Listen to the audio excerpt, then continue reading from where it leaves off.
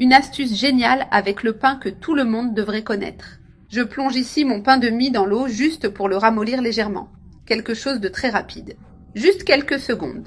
Ensuite, je retire chaque tranche et je presse de cette manière pour éliminer complètement l'excès d'eau. Je fais cela avec toutes les tranches et je les place directement dans ce bol sans les laisser accumuler trop d'eau. Le pain utilisé ici est le pain de mie traditionnel. Mais si tu préfères, le pain complet ou même le pain au lait fonctionne très bien aussi. Dans le bol, ajoute une pomme de terre cuite et bien écrasée.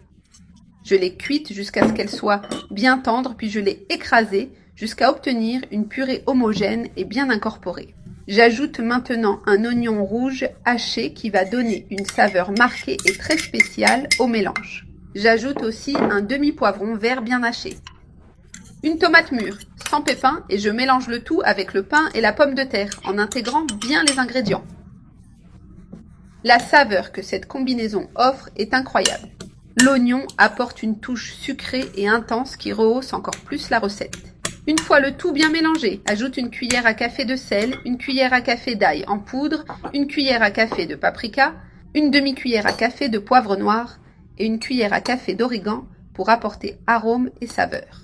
Je termine les assaisonnements avec une cuillère à café de piment broyé qui apporte une légère touche piquante et j'ajoute déjà 2 cuillères moules à soupe de fécule de maïs qui aideront à lier notre pâte.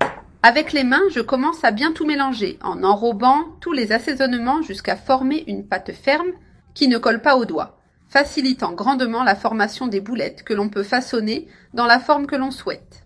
Une fois la pâte prête et bien consistante, je passe un peu d'huile sur les mains pour éviter que la pâte ne colle. Et ainsi je parviens à façonner les boulettes avec plus de facilité et de précision sans qu'elles ne se cassent ou se déforment.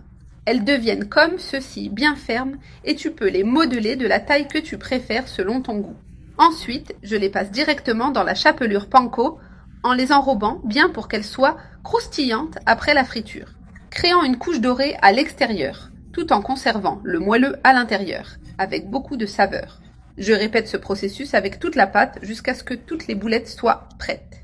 Maintenant qu'elles sont toutes façonnées et panées, je les place soigneusement dans une poêle déjà chaude avec un peu d'huile.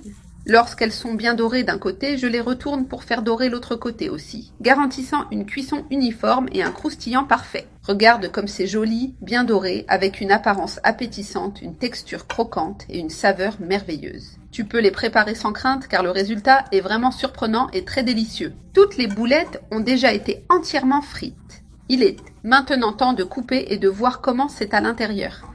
Regarde cette texture. Le pain devient incroyablement moelleux à l'intérieur. C'est un délice irrésistible.